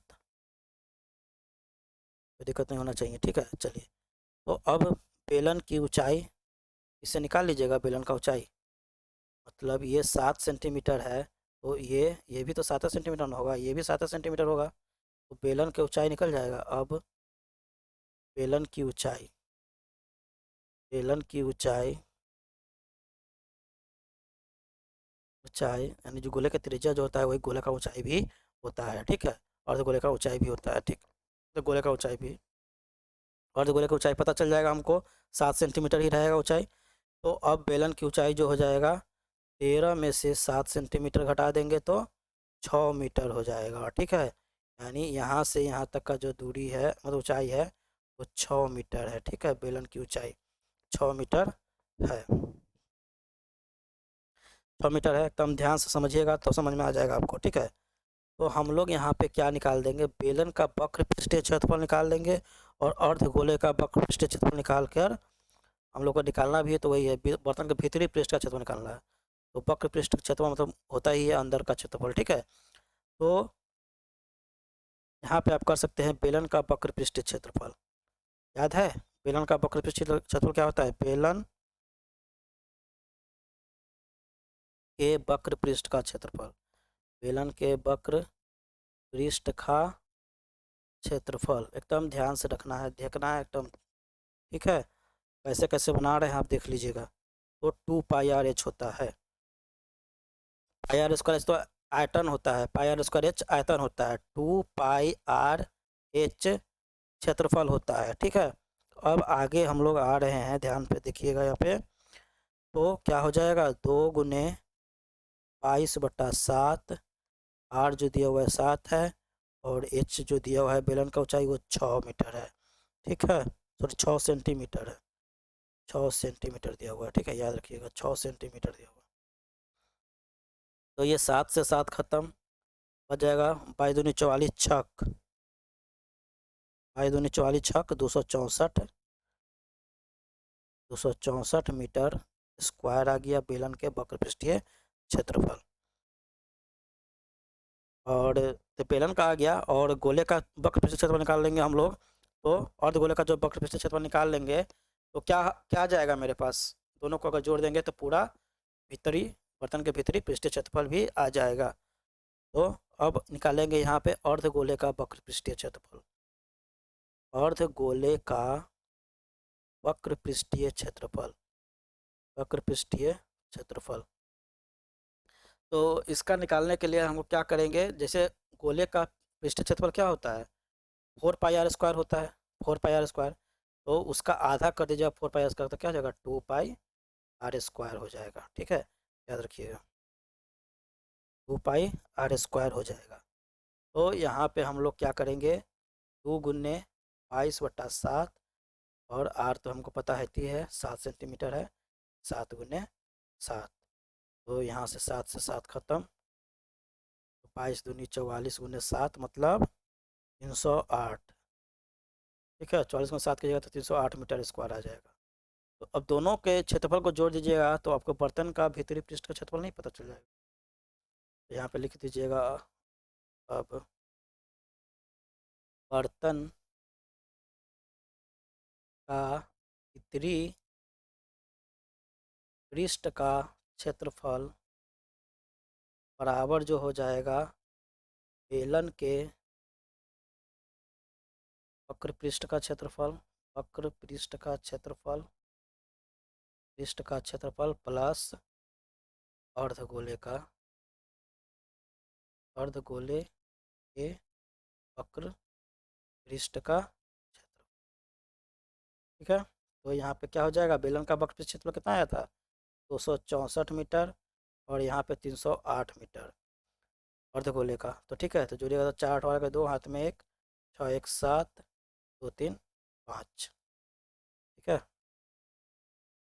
तो 572 सेंटीमीटर स्क्वायर हो जाएगा, सॉरी सेंटीमीटर स्क्वायर आ रहा है, सेंटीमीटर में दिया हुआ तो सेंटीमीटर स्क्वायर हो जाएगा। ठीक है, 572 सेंटीमीटर स्क्वायर हो जाएगा। ठीक है, मीटर स्क्वायर नहीं होगा, सेंटीमीटर हो जाएगा। हम लोग यहाँ पे मीटर मीटर पढ़ रहे हैं, नहीं सेंटीमीटर में दिया हुआ है। ठीक है, जो भी दिया हुआ है सेंटीमीटर दिया हुआ है। ठीक है, ध्यान से देखिएगा, समझ में आ गया होगा आपको, कोई दिक्कत नहीं होना चाहिए आप लोग को। बहुत अच्छा क्वेश्चन सब है, इसको अच्छे से प्रैक्टिस भी कर लीजिएगा। ठीक है, चलिए देखते हैं नेक्स्ट क्वेश्चन। एक पानी वाला ग्लास है, चलिए देखते हैं हम लोग। एक पानी वाला ग्लास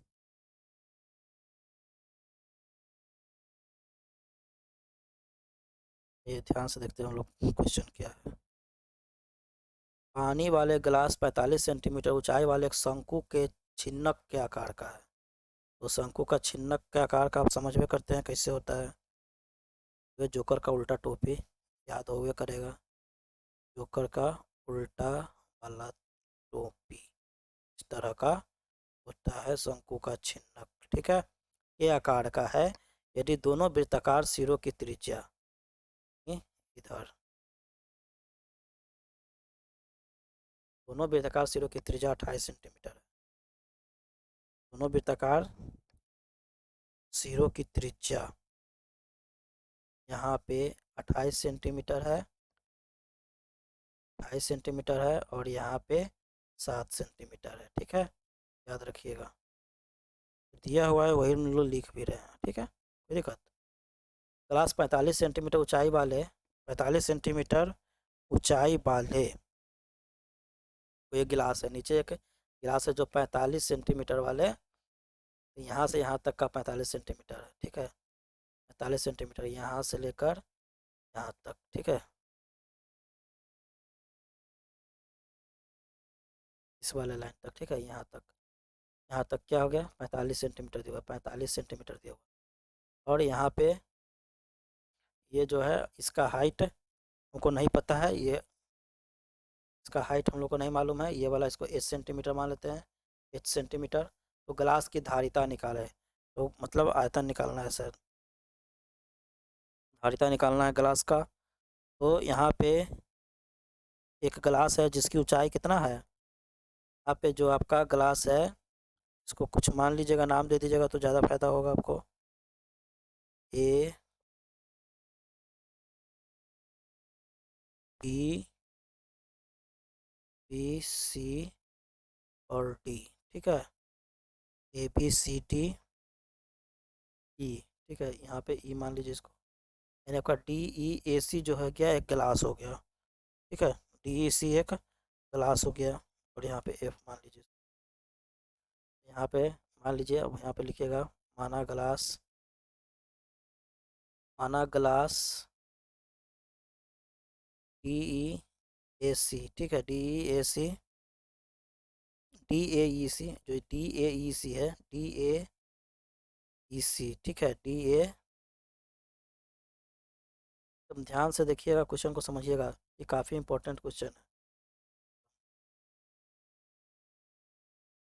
ग्लास डी ए ई सी। ठीक है, डी ए ई सी, ये ग्लास दिया हुआ है जिसकी ऊंचाई 45 मीटर है। ग्लास डी ए सी जिसकी ऊंचाई ऊंचाई ऊंचाई जो हो गया आपका 45 सेंटीमीटर है, 45 सेंटीमीटर है। तो त्रिभुज,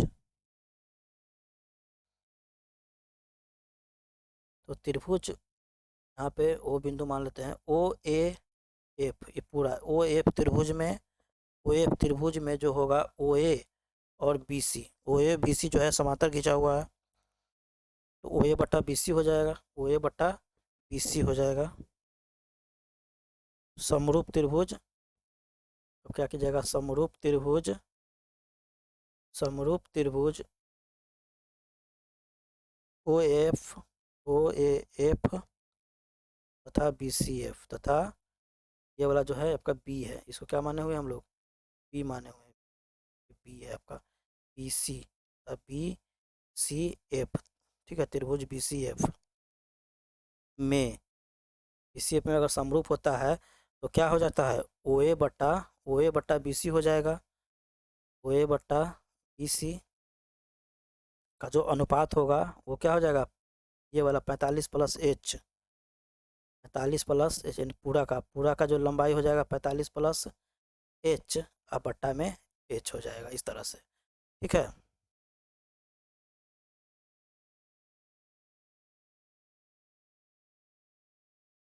तो यहाँ पे देखिए ओ ए कितना दिया हुआ है, 28 सेंटीमीटर दिया हुआ है, और बी सी जो है 7 सेंटीमीटर दिया हुआ है। ठीक है, तो 45 प्लस एच अब बट्टा एच हो गया, तो 7 से 8 बार काटेंगे तो 4 हो जाएगा, तो यहाँ बच जाएगा 45 प्लस एच, एच अब बट्टा में एच, तो एच को इधर गुना कीजिएगा तो 4 एच हो जाएगा, इस तरह से लिख दीजिएगा अथवा करके, 4 एच बराबर 45 प्लस एच हो जाएगा। ठीक है, तो 4 एच में से 1 एच घटा देंगे तो 3h बचेगा, मतलब 3h बटा 45, 3h बराबर 45 आ जाएगा, 3h बराबर 45 आ जाएगा। इसलिए h बराबर आपका क्या आ जाएगा, तो 45/3, यानी 15 सेंटीमीटर आपका आ गया ये वाला हाइट। ठीक है, टोटल इसका लंबाई कितना हो गया शंकु का, 45, 50, 60 मीटर हो गया, 60 सेंटीमीटर हो गया। ठीक है,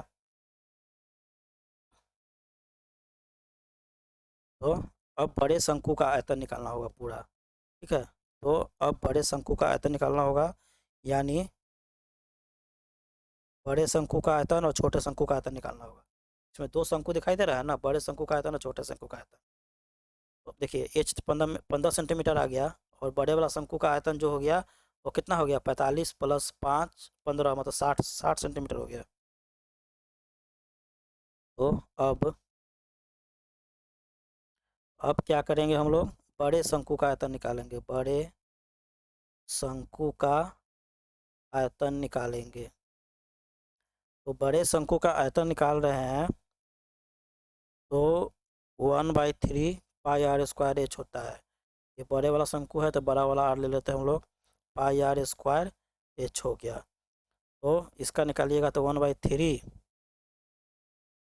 1/3 पाई, आर का मान कितना दिया हुआ है, आर का मान यहाँ पे दिया हुआ है आपका 28 सेंटीमीटर। ठीक है, 28 सेंटीमीटर, तो आर स्क्वायर है मतलब 28 का स्क्वायर, 28 का स्क्वायर गुने एच जो दिया हुआ है टोटल 60 मीटर। ठीक है, 60 मीटर, यहाँ पे एच जो हो जाएगा टोटल, ओ एफ जो हो गया 45 + 5 60 मीटर हो जाएगा। ठीक है, अब इसके इतना ही रहने देंगे, ताकि काटेंगे नहीं, बाद में काटेंगे, इसको पता चल जाएगा हम लोग को यहाँ पे। अब क्या करिएगा, छोटे शंकु का आयतन, छोटे शंकु का आयतन का कि दो यहाँ पे शंकु है, तो इसका भी होता है 1/3 πr² एच, इसको छोटा आर ले लेते हैं। ठीक है, तो यहाँ पे हो जाएगा 1/3 पाई 7 का स्क्वायर गुने इसका एच कितना आया था, 15 आया था। ठीक है, 15। चलिए अब हम लोग जो करेंगे, ध्यान से देखिएगा इसको, अब दोनों को जोड़ दीजिएगा तो गिलास की क्या निकल जाएगी, आयतन, मतलब धारिता निकल जाएगी। दोनों को जोड़ देना है, गिलास का आयतन बराबर, गिलास का आयतन बराबर जो हो जाएगा आपका, आयतन बराबर जो हो जाएगा बड़े शंकु का आयतन, शंकु का आयतन प्लस छोटे शंकु का आयतन, छोटे शंकु का। ठीक है, तो बड़े शंकु का जो आयतन हो गया आपका, क्या आया था, 1/3 पाई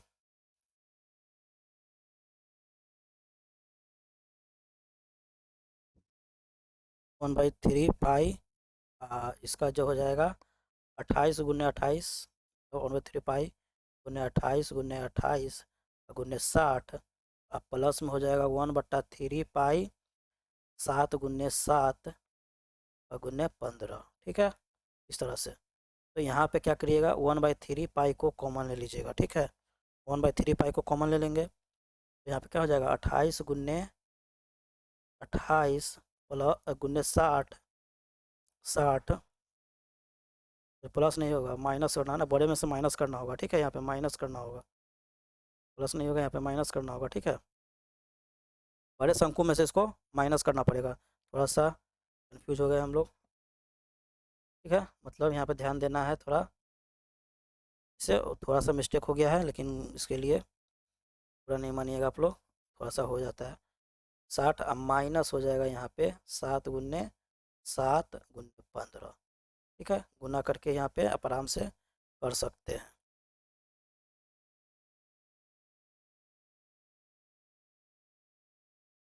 ठीक है, ध्यान से देखिएगा इसको।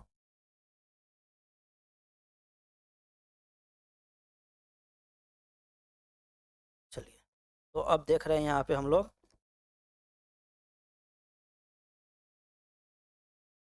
ध्यान से देखिएगा, यहाँ तक समझ में आ गया आपको। तो देखिए, जो कटने वाला होगा उसको काट दीजिएगा, तो 1/3 पाई है, मीन्स देखिए यहाँ पे इसे ऊपर काट देते थे, यहाँ कॉमन लेने का जरूरत नहीं था। ठीक है, कॉमन लेने का जरूरत नहीं था, यहीं पे आप अथी 22/7 रख के काट देते हैं यहाँ पे। 1/3 22/7, ठीक है, गुने 28 गुने 28 गुने 60 माइनस 1/3 गुने 22/7 गुने 7 और गुने 15, ठीक है, गुने 15 इस तरह से। तो 7 से ये 4 बार कट जाता है, 28 हो जाता। 3 से ये 20 बार कट जाता, ठीक है। इस तरह से इसको गुना करते हैं। फिर यहाँ पे 3 से ये 5 बार में कट जाता, 3×5 = 15। 7 से ये 7 बार कट जाता। तो इस तरह से गुना कीजिएगा। 22×4 × 28 × 20 माइनस 22×7 गुने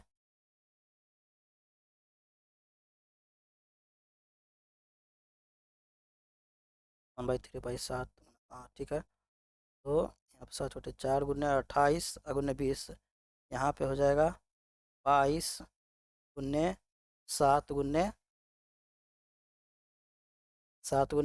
5, ठीक है। 22×7 गुने 5 हो गया।